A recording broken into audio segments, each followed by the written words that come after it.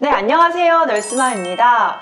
제가 유튜브를 운영을 하다 보니까 간호학과를 꿈꾸는 친구들이 이렇게 많았구나 싶습니다.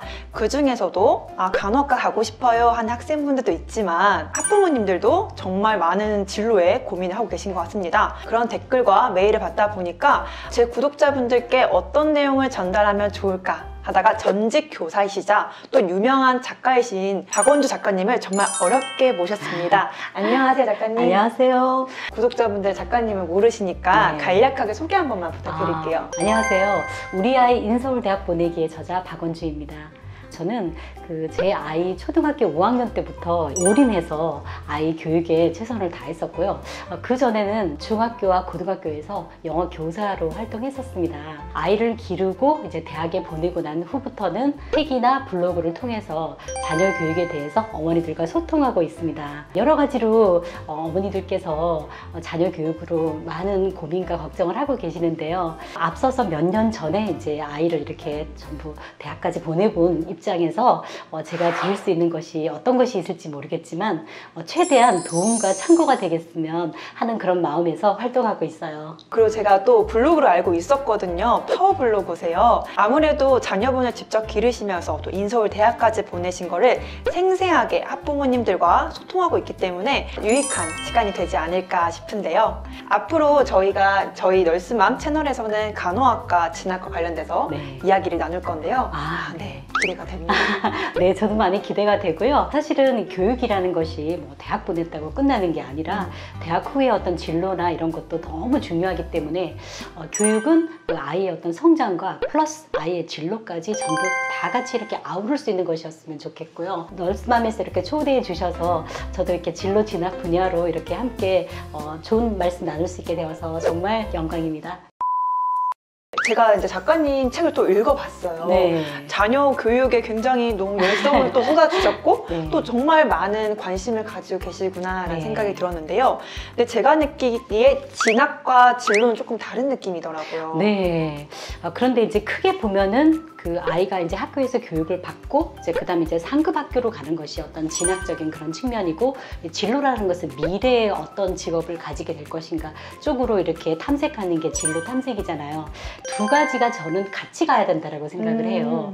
사실 대학 따로 진로 따로 이런 경우도 있지만은 대학을 정하고 학과를 정함으로 해서 그게 또 직업하고 바로 연결되는 그런 과들이 워낙 많잖아요. 그렇기 때문에 저는 궤를 같이 하지 않는가라고 생각합니다. 굉장히 또 유익한 정보인 것 같습니다.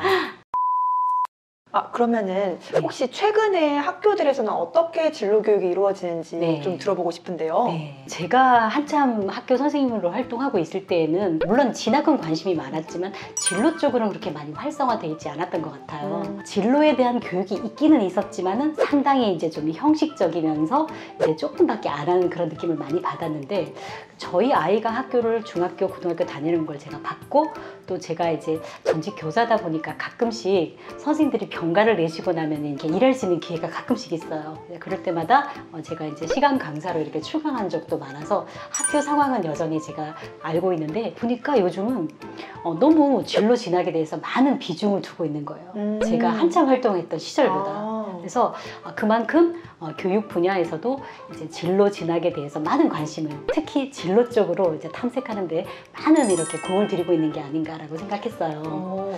어떻게 보면 굉장히 반가운 이야기인 것 같아요. 저는 대학만이 전부다라고 생각하는 아니에요. 물론 우리나라는 워낙 교육열이 높기 때문에 그 고등학교 졸업하고 대학 가는 비율이 훨씬 높잖아요. 다른 선진국이나 다른 나라에 비해서. 그렇지만 특성화 고등학교를 다니고 있다거나 아니면 좀 다른 목적의 어떤 고등학교를 다니고 있는 경우에는 보다는 이제 바로 취업 쪽으로 나가는 경우도 많기 때문에 중학교나 고등학교에서 진로 쪽에 어떤 그런 교육에 많이 신경을 많이 쓰고 있는 것 같아요. 특히 예전에 없던 막 그런 행사들이 많더라고요. 예를 들어서 중학교 같은 경우는 자유학기제, 자유학년제 이렇게 해가지고 1년 내내 이제 정규 교과보다는 이제 여러 가지 그런 시도들을 해보잖아요. 그러한 자유학년제라는 그 교육적 시도 속에서 보니까 하루 종일을 어디 그 체험 활동을 하는데 보니까 이제 진로 쪽에 체험을 하기도 하고 상당히 비중을 두고 있다는 걸 알았고, 또한 진로 체험의 날 이런 거를 이제 하루를 딱 책정을 해서 이제 각자 원하는 자기가 앞으로 미래에 하고 싶어 하는 그런 직종에 가서 탐방도 하고 또 이제 거기 종사원들하고 함께 이제 인터뷰도 이렇게 따오고 탐구 보고서 같은 거, 진로 탐색 보고서 같은 걸 막 쓰는 그런 걸 제가 많이 봤거든요. 그만큼 진로 쪽으로 학교에서도 많이 이렇게 신경을 쓰고 있고 또 학교생활기록부 다들 아시죠? 학교생활기록부가 정말 중요하다. 뭐 대입에서도 중요하다고 그러는데 네. 그 안에 진로 활동이라고 하는 게 있어요. 물론 뭐 동아리 활동도 있고 독서 활동도 있고 다 있지만 진로 활동이 아주 중요하고 대학교에 입학할 때 보면 이제 입학사정관님들이 그 부분을 아주 많이 보고 있다라는 거. 그래서 진로 쪽에 정말 많은 관심이 부각되고 있습니다. 네, 정말 학교가 많이 변하고 있고 네. 또 학생들이 그만큼 또 진로에 더 관심이 더 커질 것 같다는 생각이 네. 드네요. 진짜 애들이 많이 진지해진 것 같아요, 이제는. 그렇군요. 네. 통계에 따르면은 고등학교에서 이제 진로를 선택함에 있어서 진학과 진로등 2위에서 3위 정도가 간호학과가 계속 유지가 되고 있어요. 와, 그래요? 네. 네. 초등학교, 중학교 때는 어떻게 보면 한 10위 남짓 하거든요. 근데 갑자기 고등학생이 되면은 네. 진로 순위에서 간호사나 간호학과가 2, 3위가 되는 걸 볼 수 있어요. 네. 이에 대해서 혹시 어떻게 생각하시는지? 네.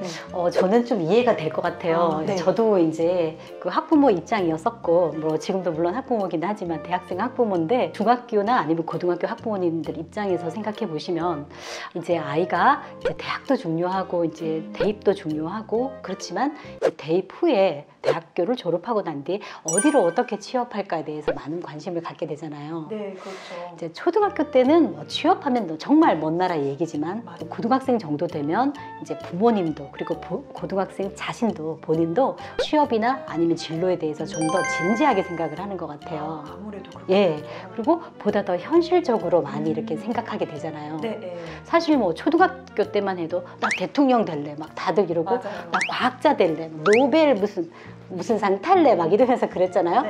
자, 그런데 이제 고등학생 정도 되면 이제 자기의 어떤 상황도 알고 내가 이제 성적이 이 정도고 이 상황에서 우리 사회에서 나가서 뭐 어떤 일을 종사해야 되겠다라는 거를 아주 어렴풋이나마 그래도 조금 고민을 하는 타이밍이 되니까 맞아요. 아무래도 이 간호사 쪽이 취업이 너무 잘 된다는 네. 그런 소문이 많아요. 엄마들 사이에서도. 네. 어머, 취직 걱정 안 하는 곳이 있네? 이런 생각을 하고 또한 그냥 취직만 단순히 잘 되는 게 아니고 이게 또 전문직이잖아요. 맞아요. 사자 붙는 게 우리는 너무 좋잖아요, 엄마들은. 네, 맞아요. 뭐 교사, 그죠? 간호사 이런 식으로. 그래서 아무래도 그런 전문직이라는 것 때문에 선망하지 않는가 그렇게 생각됩니다. 또 그렇게 들으니까 저도 이제 맞아. 단순히 막 취직 이렇게 생각했는데 네. 점점 꿈이 구체화되는 것 때문에 네. 그렇다고 생각하니까 더 네. 이해가 되는 것 같습니다. 네. 최근 코로나19로 인해서 네. 간호사분들이 이제 언론에 많이 이슈가 됐는데요. 네. 어떻게 보면은 항상 환자 옆에는 간호사가 있었는데 좀 이번에 좀 더 부각된 느낌이 드는 것 같습니다. 그리고 간호학과가 사실 취업에 대한 걱정이 좀 적은 것도 있는데 네. 많은 또 학부모님들이 간호사 취업하면은 병원을 떠올리는 것 같은데 네. 간호학과 졸업 후에 다양한 직업을 선택을 할 수도 있고요. 또 자격증이 아닌 면허증이기 때문에 조금 더 미래의 어떤 직업 선택함에 있어서 네. 더 매력적인 것 같다는 생각이 듭니다.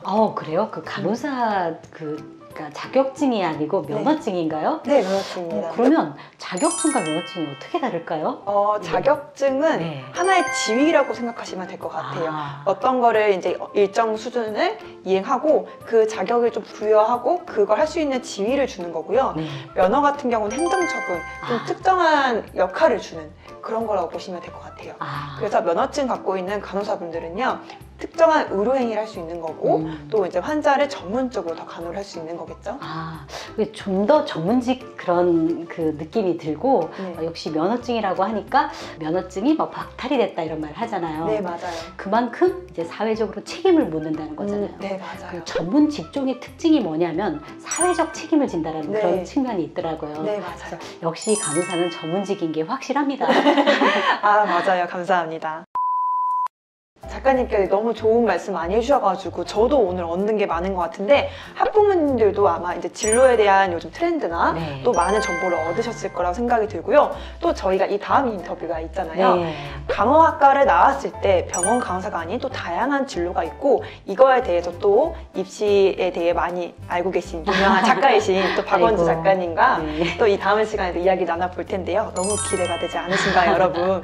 이번에는 이렇게 진로와 진학에 대해서 알아봤고요. 또 간호사에 대해서 조금 더 알아본 시간이었습니다. 그러면 다음 시간에 만났으면 좋겠습니다. 그럼 안녕. 감사합니다.